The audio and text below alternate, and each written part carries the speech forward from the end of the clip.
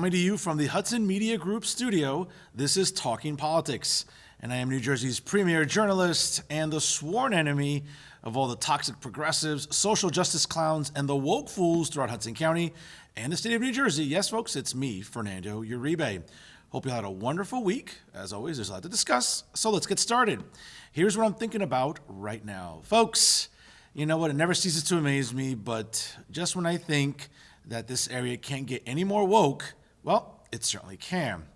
And let's look across the river to the greatest city in the world of New York City. And of course, we've known it to be the beacon for immigrants for as long as I can remember. Now, the city of New York is on the cusp of becoming one of the largest places in the entire United States to give non-citizens the right to vote in local elections.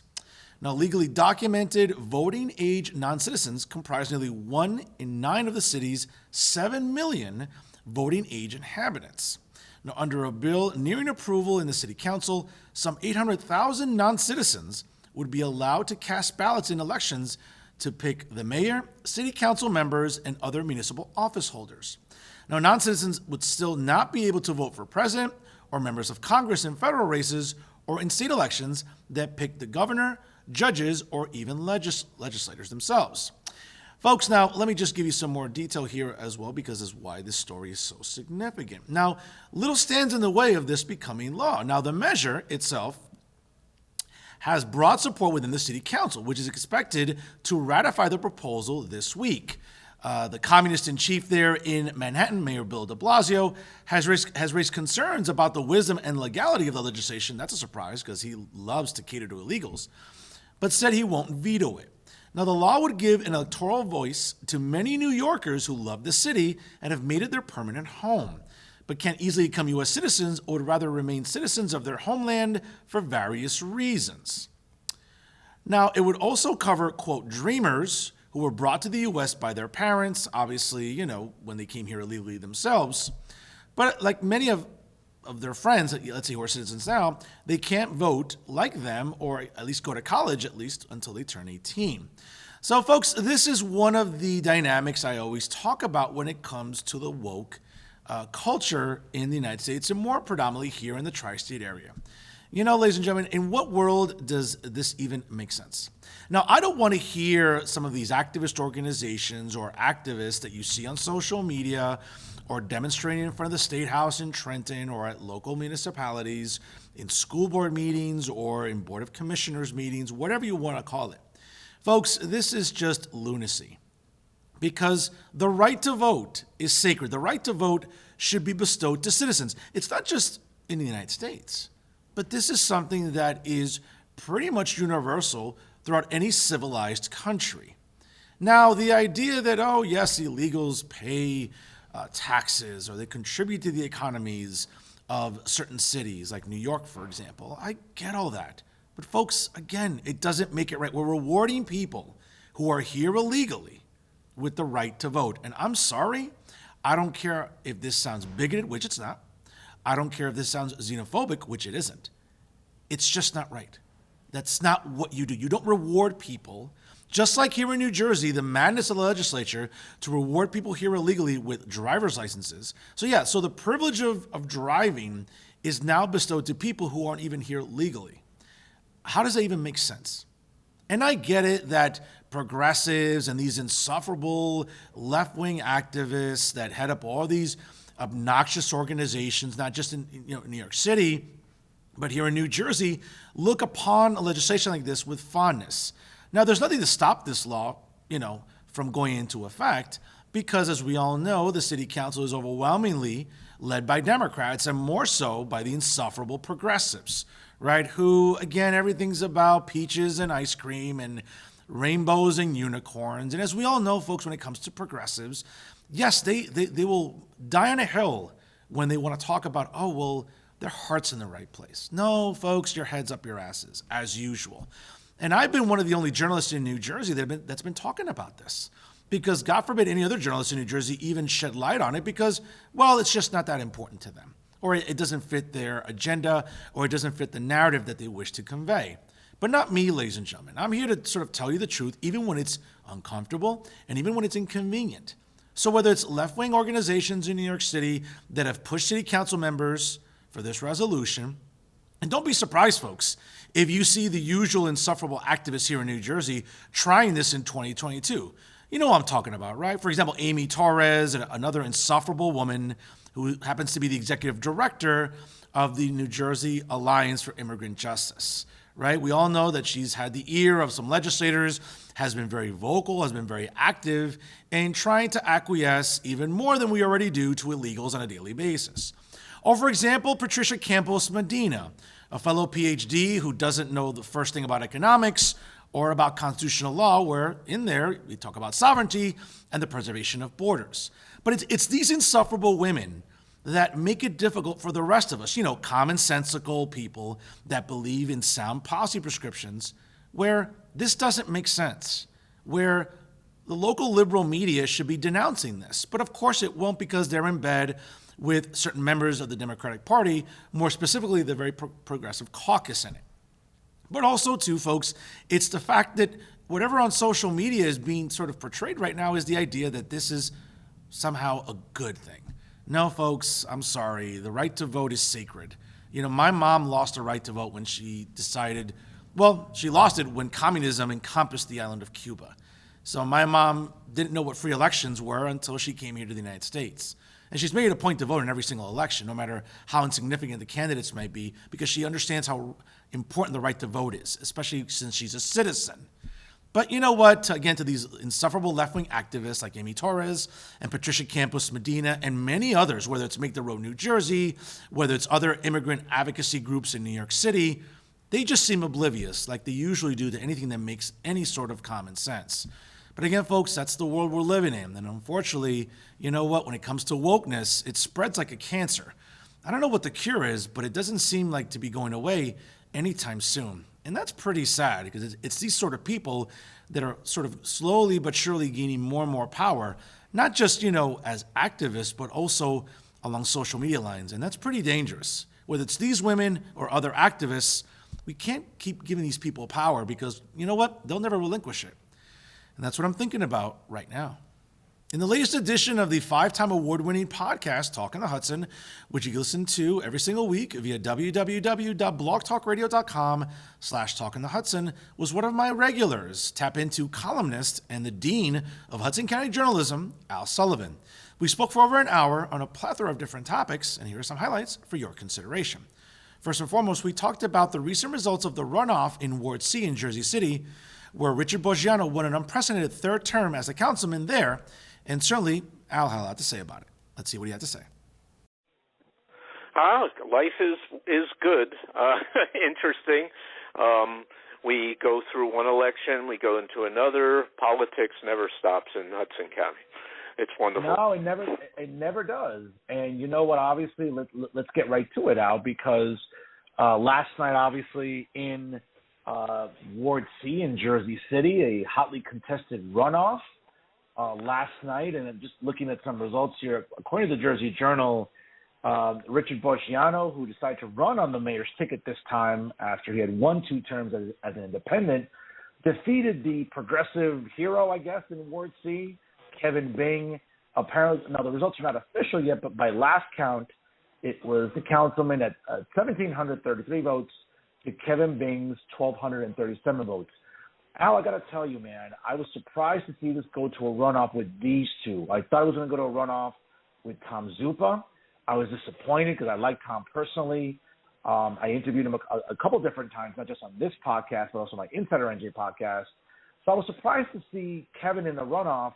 And also, too, I was disappointed that Kevin didn't want to come on the show, very much like his progressive brethren, James Solomon. But before that, what did you think of the results last night, Al? Well, here's the thing.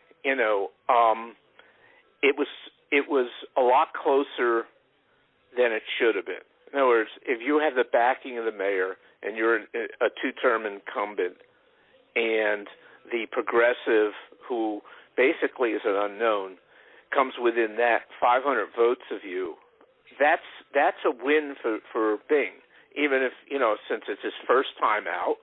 And it suggests that there is something going on in Ward C that Boggiano and Fulop need to pay attention to.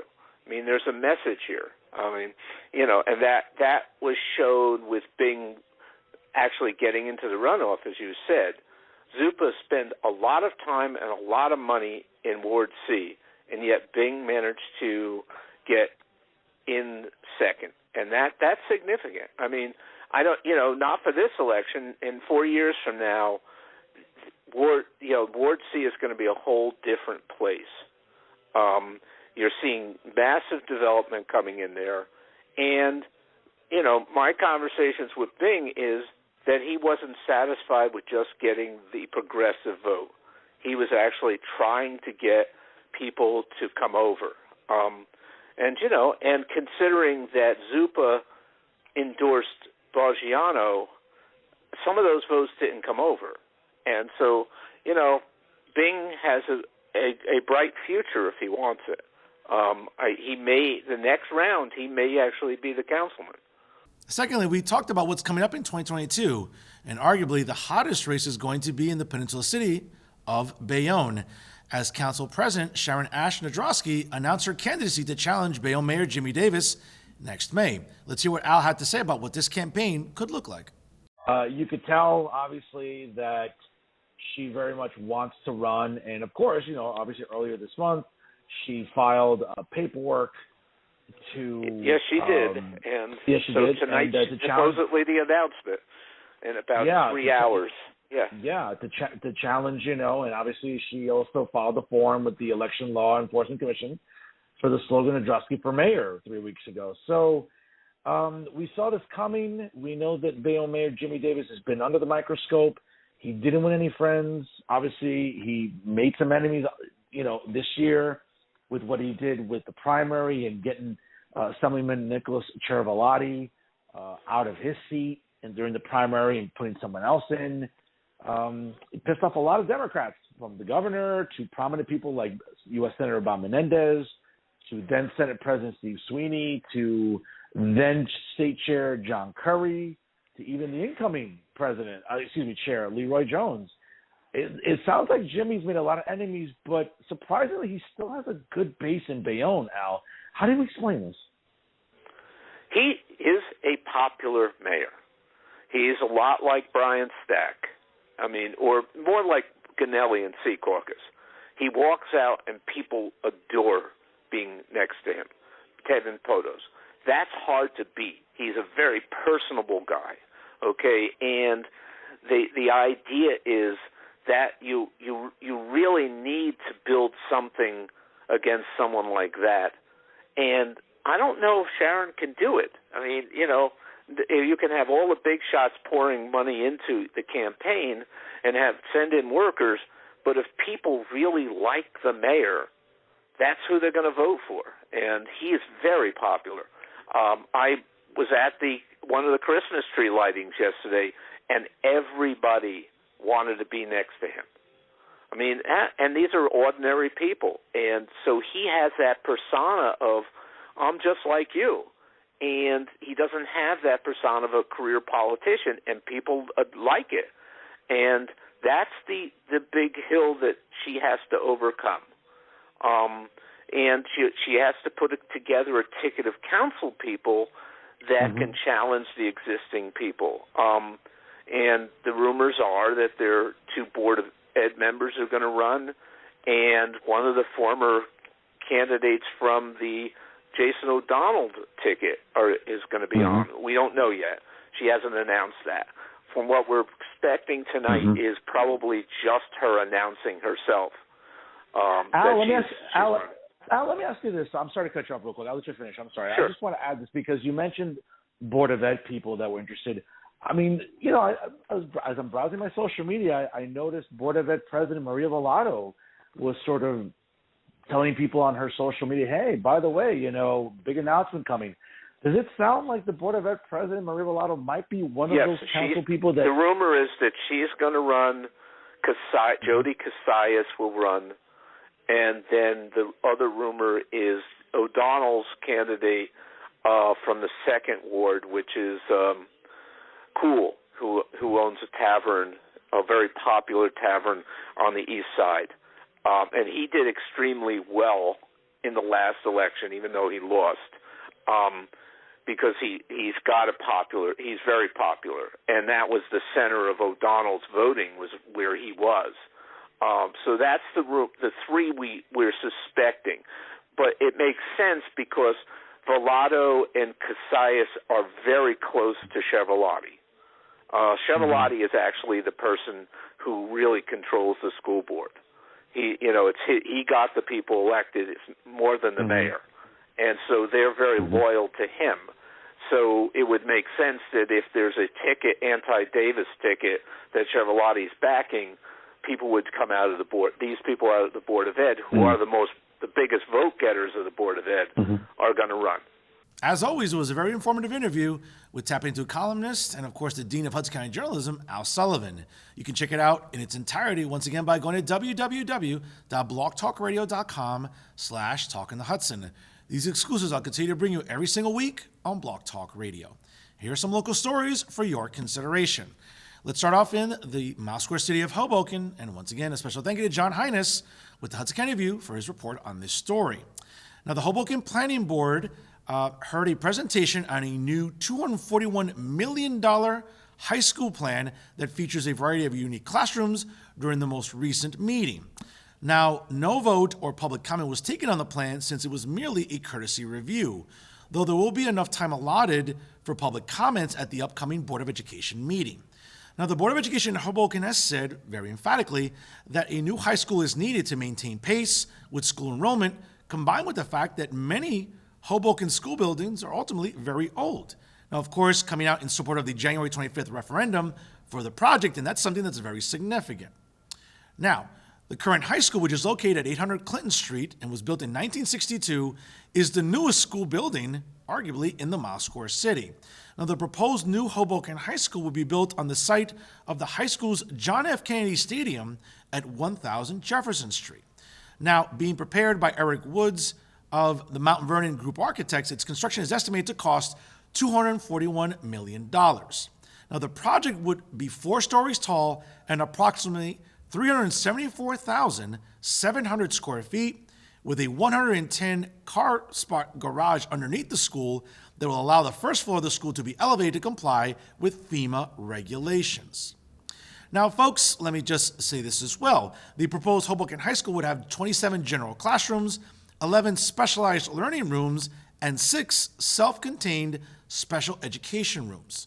Additionally, there will be 8 science labs with associated prep rooms, including a biomedical science lab, an engineering services science lab, a hydroponics lab, science on a sphere classroom, a print media classroom, and an IT lab as well. Now, in terms of the arts, there will be 3 music rooms with practice and ensemble rooms, 2 art rooms, a theater arts classroom, a set design shop, an 800-seat auditorium, a 295-seat black box theater, a culinary arts classroom with an associated bistro, a collaborative learning and activity center, a learning commons area, a cafeteria, and a full-service kitchen.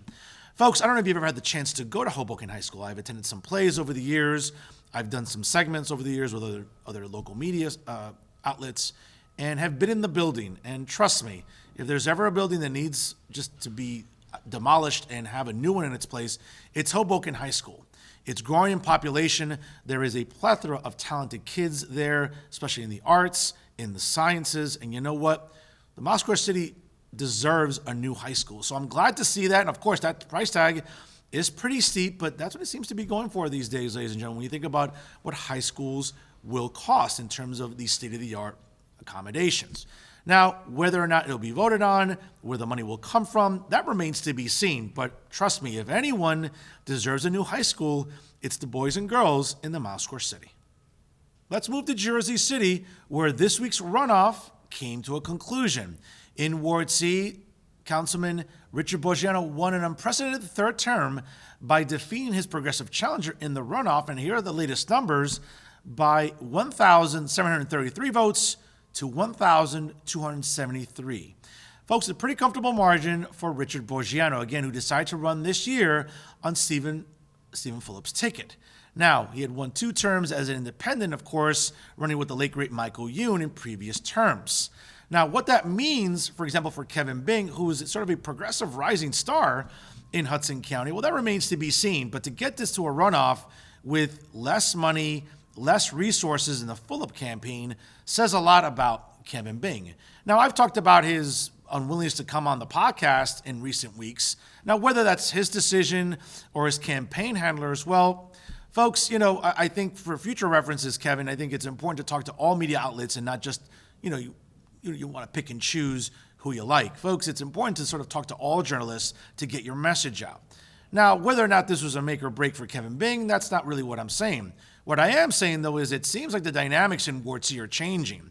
Where, again, folks, and I talked about this before, in downtown Jersey City in Ward E, where James Sullivan won convincingly on election night, that white woke bougie crowd that's all into their cappuccinos and they're more concerned about bathrooms and, 35 genders, which we all know that they don't exist, or making sure that we, acquiesce to the Latinx community, which that doesn't exist either, folks. It's Latino or Latina.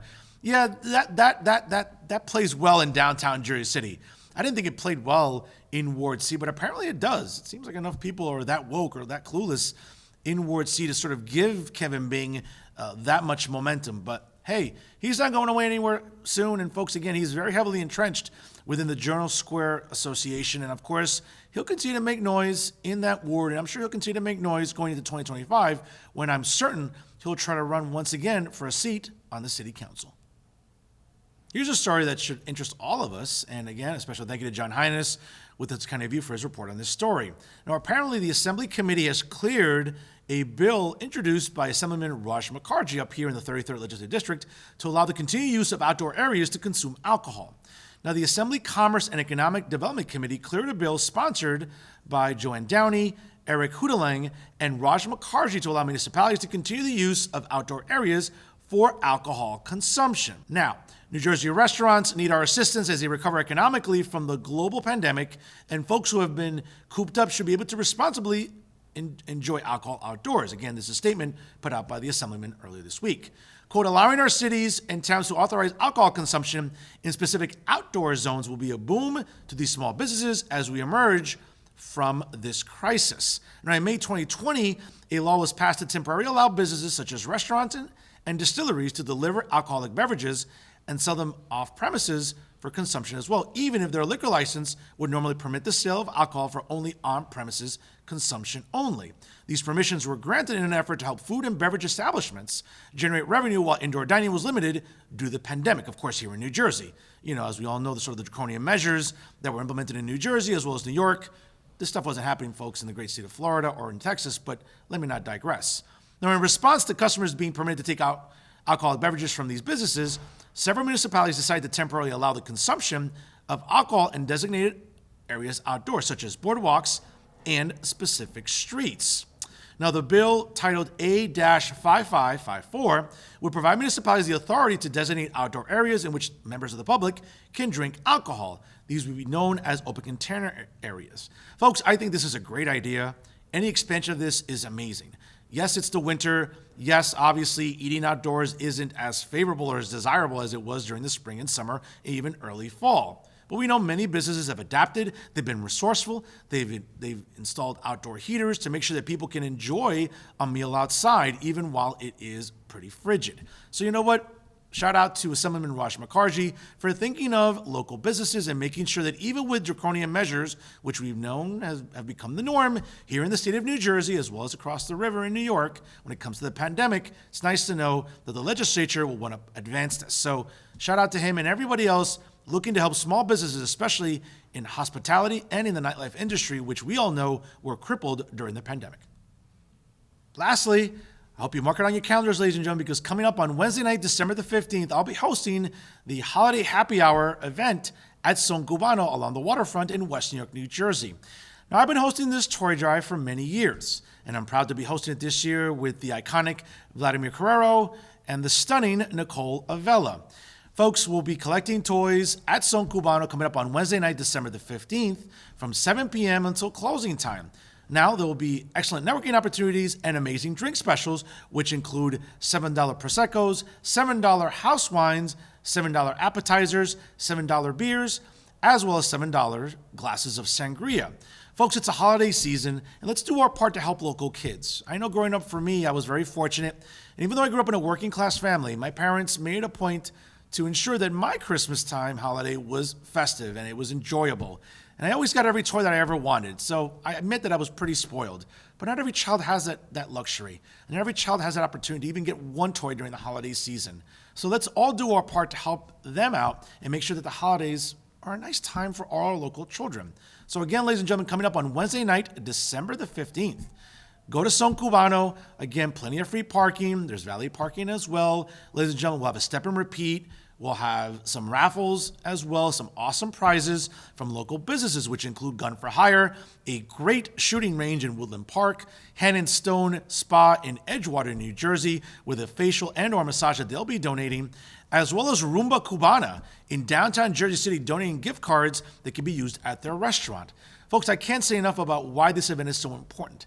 Now, philanthropy has been a big part of my life for as long as I can remember, whether it was during my undergraduate years at Rutgers University, participating in my fraternity of Phi Sigma Kappa, and working on philanthropic events, or even, during my graduate school years and even postgraduate school days. I've made a point to make philanthropy a part of my life, whether it's volunteering for the American Cancer Society, whether it's volunteering for wounded veterans with either the Wounded Warrior Project or Hope for the Warriors, or even for the March of Dimes to help, prevent premature babies. You know what? Philanthropy is an important thing, folks. And during this holiday season, as we're trying to get back to normal, as we're trying to get back to some sense of what our life used to be like, you know what? Not everybody's recovered. Not every parent's been able to go back to work. Not every kid's had a smooth transition back to being in school. And you know what? During the holiday season, you want it to be as festive and as happy as possible. Let's all do our part next week. So I look forward to seeing you all at Son Cubano once again on Wednesday night, December the 15th, from 7 p.m. until closing, for the Holiday Happy Hour event. And of course, folks, it's a festive toy drive. Let's all do our part to make the upcoming holiday season a happy one for all of our local children. And that's our show for this week. And folks, as a matter of fact, that's our show for 2021. I want to thank you all for tuning in here this year and supporting Talking Politics with Fernando Uribe as much as you have. And of course, I'm proud to partner with the leader in independent media right here, the Hudson Media Group. You can always check out all of their excellent programming by going to www.hmgtvshows.com, as well as www.livestream.com/hmgtv. Check out the Hudson Media Group also on YouTube. Make sure you like them on Facebook and follow them on both Instagram and Twitter. You can check out recent episodes of the 5-time award-winning podcast, Talking the Hudson, by going to www.blogtalkradio.com/Talking the Hudson. We'll still be going strong, folks, in 2022 on Blog Talk Radio. Don't forget to follow me on Instagram at Professor Fernando Uribe, and also on Twitter at NoFilterUribe. Make sure you like Talking Politics on Facebook, and of course also follow it on Instagram. And always remember, ladies and gentlemen, if it's unbiased, unfiltered, and unafraid, it's always Talking Politics right here with the Hudson Media Group.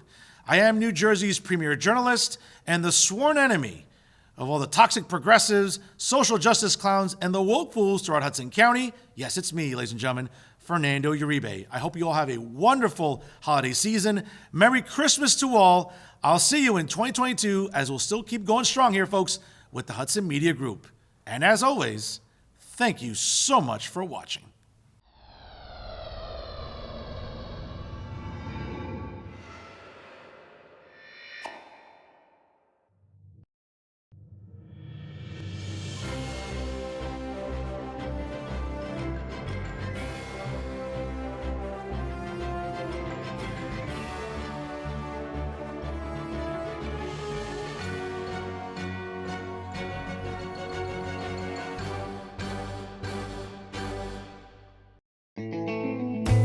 Don't forget to catch Fernando's podcast at blogtalkradio.com/talkonthehudson. New episodes available every Wednesday night at 9 p.m.